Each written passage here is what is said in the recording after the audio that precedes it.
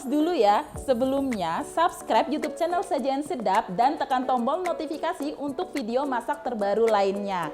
Kalau kamu suka video ini, langsung like, komen, dan share ke sosial media kalian semua ya. Yuk lanjut nonton videonya.